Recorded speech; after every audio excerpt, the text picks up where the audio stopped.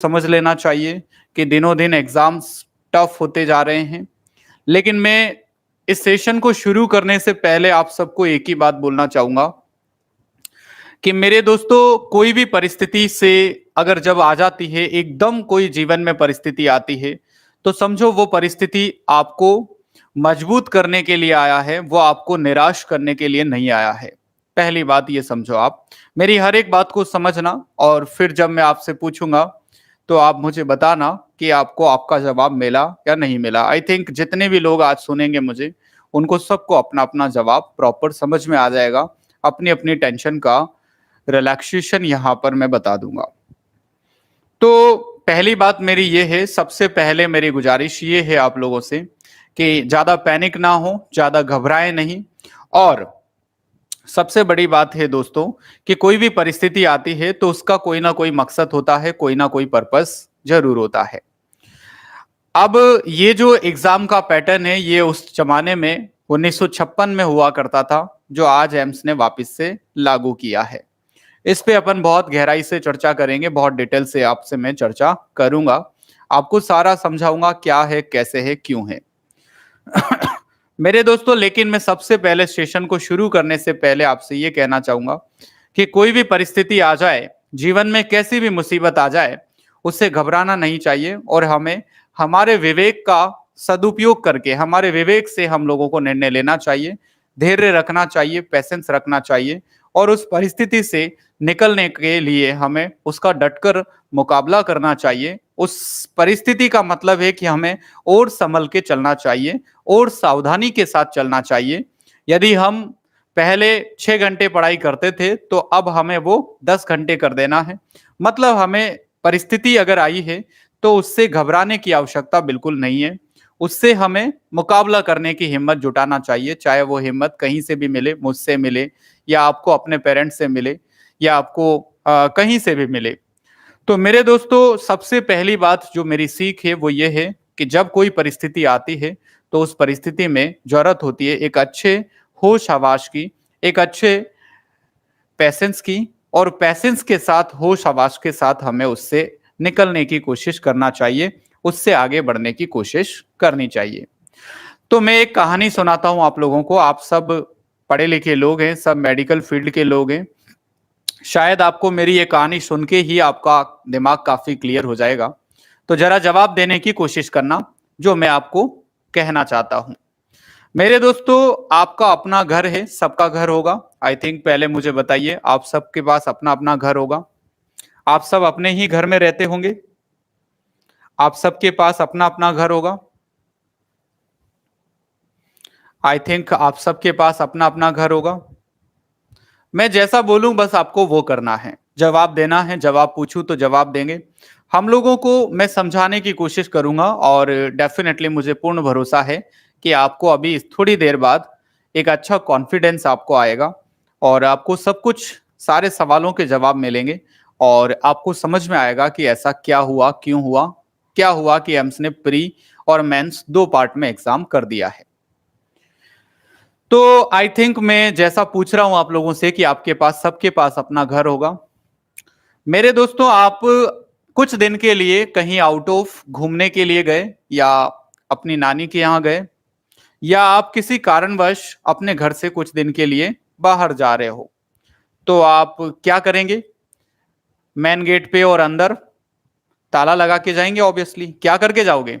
अगर आप अपने घर से बाहर जा रहे हो, तो क्या करके जाओगे आप? ज़रा मुझे इस बात का उत्तर दें कि अगर आप कुछ दिन के लिए आप अपने घर से बाहर जा रहे हो, मेरी कहानी को बड़े ध्यान से समझना। यदि आप घर से बाहर जा रहे हो, तो आप क्या करके जाओगे?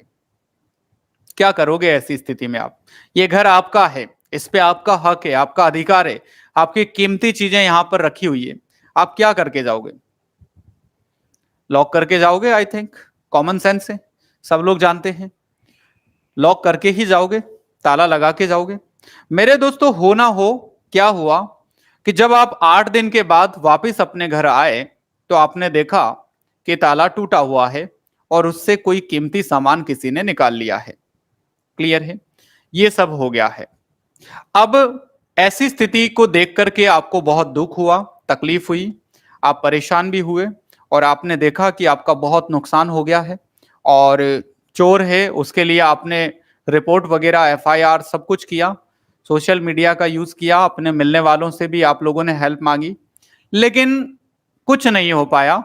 और फाइनली ऐसा हुआ कि जो चोरी होना था वो हो गया, चोरी होना था वो हो गया। अब देखिए परिस्थिति ये है कि आपको 3-4 महीने के बाद में फिर से वापस उस काम के लिए जाना है जहां आप पहले गए थे, और उस टाइम चोरी हो गई थी, आपको फिर जाना है। अब आप क्या करेंगे? आप बताइए जरा, मुझे इस बात का उत्तर दीजिए, आप क्या करेंगे?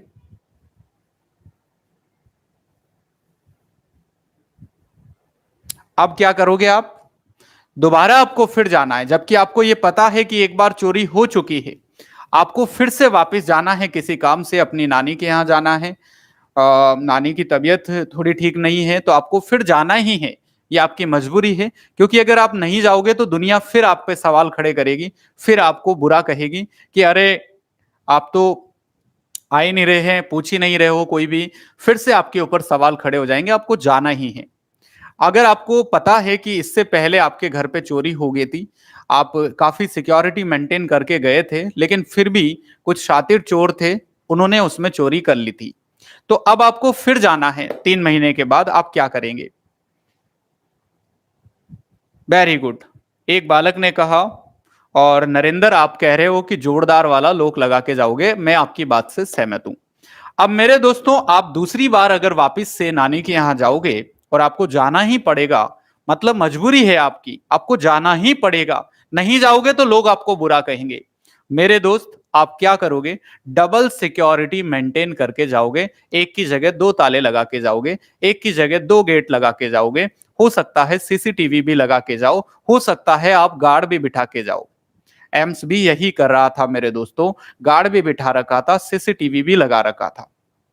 और आपने देखा उसके बाद नॉर्सेट 4 के अंदर कि कुछ शातिर चोर इस तरह के चोर हैं जिन्होंने फिर भी उसके बाद वो हरकत की, और उस हरकत का आज भुगतान पूरे नर्सिंग प्रोफेशन को करना पड़ेगा। ऐसे लोगों के तो पकड़ के थप्पड़ मारना चाहिए खींच के गालों पे। मेरे दोस्तों, आई थिंक आपको जवाब मिल गया होगा आपका कि आज नॉर्सिट क्यों इस तरह के एक्शन ले रहा है कि एक की जगह 2 पार्ट में एग्जाम कराने के डिसीजन ले रहा है। 2-2 बार स्टूडेंट्स के खर्चे होंगे, 2-2 बार उनको ट्रेवल करना पड़ेगा, 2-2 बार उसको एग्जाम के लिए जाना पड़ेगा, 2-2 बार तैयारी करनी पड़ेगी। ऐसा क्या कारण हो गया है? मेरे दोस्तों, ये सब जो परिणाम है ना, ये उन लोगों की वजह से, उन दुष्टों की वजह से आज ये परिणाम है, जो एग्जाम को पढ़ करके नहीं, चोरी करके पास करना चाहते हैं, चोरी करके और अपने जॉब लगना चाहते हैं। ये सब उनकी वजह से आज पूरे नर्सिंग प्रोफेशन को इसका भुगतान करना पड़ रहा है, आप देख सकते हो। और आज नोटिस आ गया है, आज नोटिफिकेशन आपने देख लिया होगा।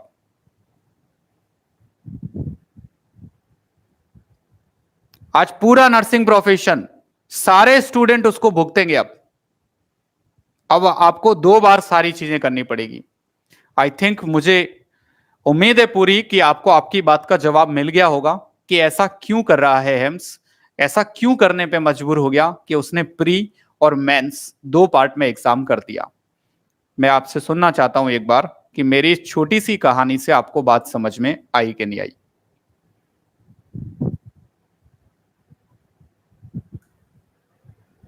बात समझ में आया कि नहीं आया, ये मैं सुनना चाहता हूं पहले आप लोगों से कि आपको बात समझ में, आप जो पैनिक हो रहे थे, आपको जो टेंशन हो रहा था, उस टेंशन का समाधान हुआ कि नहीं हुआ, सबसे मुख्य बात ये है। फिर मैं आगे पूरे नोटिफिकेशन पे, एग्जाम पैटर्न पे पूरी डिटेल, पूरी जानकारी, फॉर्म्स वगैरह पे, रिजर्वेशन, एज लिमिट, सब पे बात करूंगा। आपको आपका जवाब मिला कि नहीं मिला? डन? तो मेरे साथियों, ये ऐसे लोग एम्स को इस तरह की चीजें सिखा रहे हैं, जो घटिया छाप लोग हैं ना, जो मेहनत नहीं करना चाहते हैं ना, बिना मेहनत के फल प्राप्त करना चाहते हैं, पढ़ना लिखना चाहते नहीं है, बस पैसे के दम पे या चोरी के दम पे गवर्नमेंट जॉब, इतनी बड़ी जॉब, 80-90 हजार, 1 लाख, 1.5 लाख रुपए की ऑफिसर लाइन की पोस्ट फर्जी तरीके से प्राप्त करना चाहते हैं। ऐसे लोगों ने सिखाया है, एम्स को कुछ करने पे मजबूर किया है। और उस मजबूर, उस गलती का, उस एक किसी व्यक्ति की गलती का आज दंड पूरे ही स्टूडेंट्स को मिला है। ये समझ के चलो, ये दंड है बहुत बड़ा। एम्स ने जो दिया है ना, ये आज जो नोटिफिकेशन दिया है ना, ये बहुत बड़ा दंड है। ये हमारे लिए भी दंड है, क्योंकि हम लोगों को अब 2-2 बार पढ़ाना पड़ेगा। आप समझ गए होंगे ना, टीचर्स के लिए भी बहुत बड़ा दंड है ये। मैं खुद दुखी हूं इससे। क्यों दुखी हूं? क्योंकि बच्चे को पहले एक बार ही हम लोगों को इस तरह से सिखाना पड़ता था कि भैया आर या पार। अब ये 2-2 बार दंड हो गया। अब हमें बीच में कहना पड़ेगा पढ़ाते वक्त कि ये प्री में आएगा, ये मेंस का क्वेश्चन बेटा मार्क कर ले, ये प्री के लिए मार्क कर ले, ये मेंस के लिए मार्क कर ले। ये क्या है भाई? ये दंड हमें भी है। तो आज सॉरी, ऐसे मूर्खों, ऐसे कामचोरों की वजह से आज पूरा नर्सिंग जगत, इवन टीचर भी, कोचिंग इंस्टीट्यूट्स भी, सब लोग इसका भुगतान करेंगे, सब लोग इसका दंड भुगतेंगे। ऐसे लोगों पे इतना गुस्सा आता है ना कि पकड़ के सबको धोना चाहिए अगर कोई गलती करे। आज मैं कह रहा हूं ना कि पूरे प्रोफेशन में बहुत यूनिटी की बहुत जरूरत है। बार बार मैं कहता हूं ना, आपको मेरी बातें गलत लगती है, लगता है कि ये साहू सर ऐसे ही चिल्लाते हैं। अरे मेरे पढ़ाने का स्किल आप लोग देखेंगे ना, तो नर्सिंग प्रोफेशन में ढूंढने से नहीं मिलेगा जो तैयारी मैं करवाता हूं यहां से। मेरे दोस्तों, मैं ऐसे ही फालतू बातें नहीं करता हूं, मेरी आदत है। मेरे दोस्तों, आज नर्सिंग प्रोफेशन को बहुत यूनिटी की आवश्यकता है, बहुत यूनिटी की आवश्यकता है। कोई भी डॉक्टर एवे कुछ भी कह देता है एक नर्स को, कहीं भी कोई भी उठा के कुछ कह देता है, आप सोए रहते हो। यूनिटी है ही नहीं। एम्स कुछ भी लाके लागू कर देता है, कभी मर्जी पड़े तब नॉर्सेट कर देगा, मर्जी पड़े तब प्री मेंस कर देगा। अरे गलती जिसने की है उसको सजा दो। आप अलग अलग एग्जाम पैटर्न लाने का क्या फायदा? मर्जी पड़े जिससे कुछ भी, कोई क्राइटेरिया कुछ पता आता नहीं, तो जो मन में आया कर दिया। तो मेरे दोस्तों, अगर ऐसे व्यक्ति जो कहीं पे चीटिंग कर रहे हैं, टीप रहे हैं, कुछ कर रहे हैं गलत तरीके से, गलत चीजों का यूज करके एग्जाम्स दे रहे हैं और आपकी नजर में है, आप उनको सजा के लिए मांग करो, कड़ी से कड़ी सजा उनको दिलाओ आप, तब जाकर के ये होगा। आज नॉर्सेट 4 के अंदर जो पेपर लीक हुआ था ना, आज उस पेपर लीक की वजह से एम्स ने 2 ताले लगा दिए दोस्त। क्या कर दिए? 2 ताले लगा दिए कि चोरी करने वाला चोर अब चोरी करके दिखाए। एक बार चोरी कर लेगा, एक ताला तोड़ देगा, दूसरा ताला कैसे तोड़ेगा तब तो हम पकड़ेंगे ही पकड़ेंगे। और ये डिसीजन लेना पड़ा एम्स को। वो भी गलत नहीं है, एम्स गलत नहीं है बेटा, गलत है वो व्यक्ति जिसने ये सिखाया है। अगर आपके घर पे भी अगर इस तरह से चोरी हो जाए तो आप क्या करोगे? डबल सिक्योरिटी मेंटेन कर दोगे। आज उसने भी वही किया, उसने गलत नहीं किया, हमने उसको सिखाया है, हम लोग सिखा रहे हैं उसको। तो हम सिखा रहे हैं कि अब ये कर वो कर, हम खुद अपने पैर खुद काट रहे हैं, अपने लिए कुआं खुद खोद रहे हैं हम।